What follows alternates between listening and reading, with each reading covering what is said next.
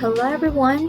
Today I will be sharing to you a module sample design in the new normal and what are the possible techniques and strategies we can apply in creating an effective and comprehensive module. So that's what we are going to explore today. By the way, this is Teacher Cherry and you're watching the e-learning tab. If you are new to this channel, consider subscribing and hit the notification bell below for the next updates about online learning.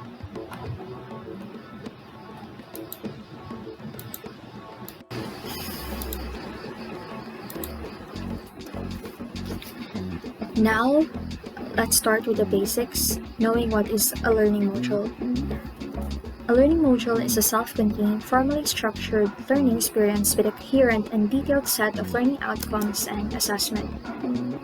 So, as you can see here, ay sample module design para sa Araling Panlipunan. So, if you want to have the format, just comment below so that I can give you the copy. Pero ano yung mga steps that we have to do so that we can make a comprehensive and detailed module? Step 1. Get a copy of the DEPED and MELCs, or the most essential learning competencies. You can download it below the description box or pwede rin kayo pumunta sa www.depedclick.com or the DEPED Commons website. Now, ayon sa Department of Education, the MELCs will enable the school and the teacher to focus instruction to the most essential and indispensable competencies that our learners must acquire as we anticipate challenges in the learning delivery.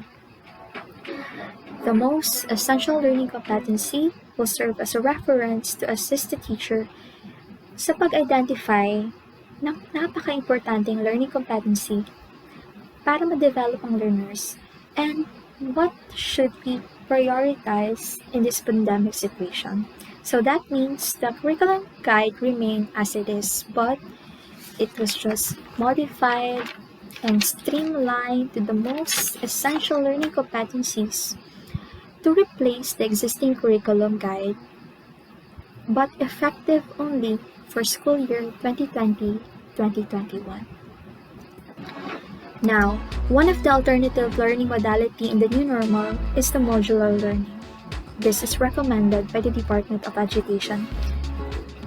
You have to utilize your curriculum guide, your teacher's guide, the learner's guide, and your lesson plan. So if you have already these materials, you can already start making your module. Now, that is for step 3.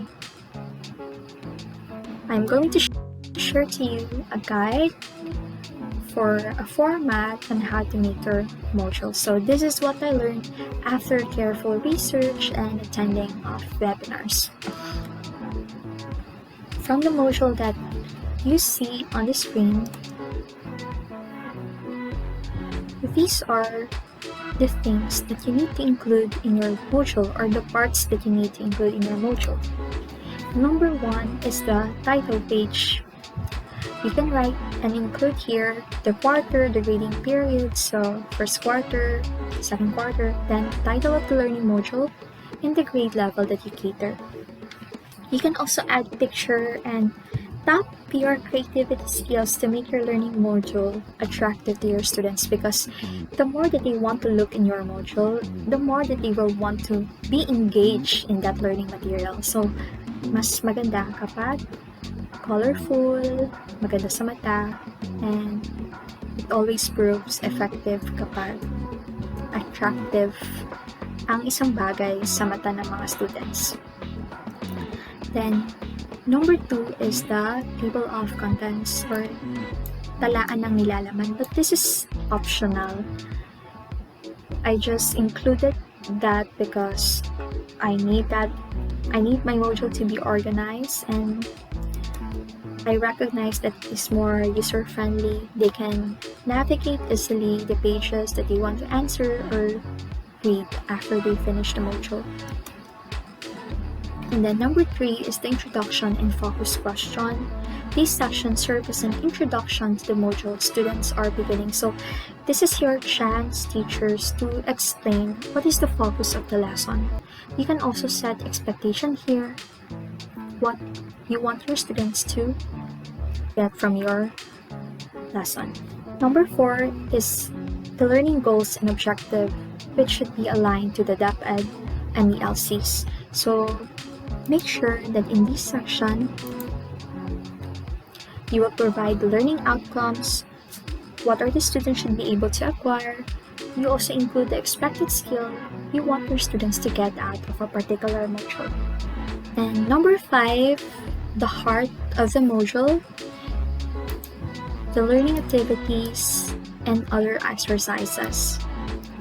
You have to give a thorough description of the learning activities, what student will be doing as he works through the module.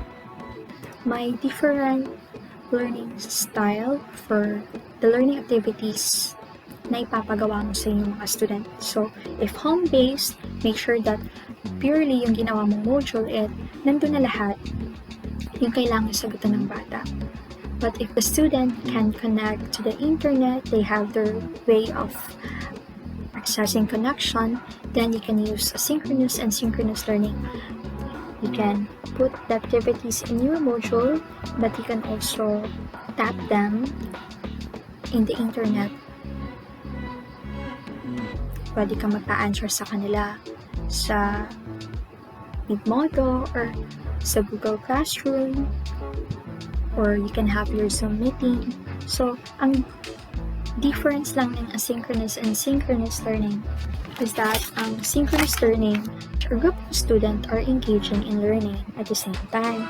So, example, kapag nagkanda ka ng Zoom meeting with your students and they ask questions to you and you give already your example is you conduct a Zoom meeting with your students and they give questions to you and you give them immediate feedback.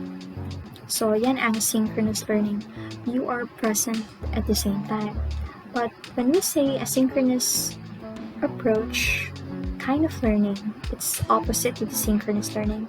Example nito ay yung recordings mo for Zoom meeting where teachers or tayo magpo-provide ng materials, lectures, posted online, and then students can access it anytime. Ang difference lang ng dalawa is yung pagbigay ng immediate feedback, yun ay nagagawa sa synchronous learning.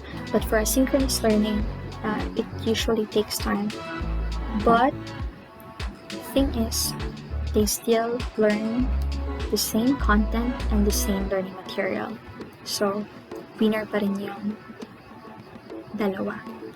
Number 6 is the assessment and evaluation. So make sure to provide a detail to assess your students. Make sure to provide a rubric kapag may pinagawa ka sa kanila. Next step is the feedback. So this is very important to improve the performance of your student, because feedback allows students to know where and how they can improve so that they can address their learning gap. And the last step is the references. So please cite your credible source and other resources you used in making your module. Alright, so those are the parts of the module that you need to consider in making a comprehensive and an effective module. So if you need to ask questions, please feel free to comment down below. Thank you so much for watching.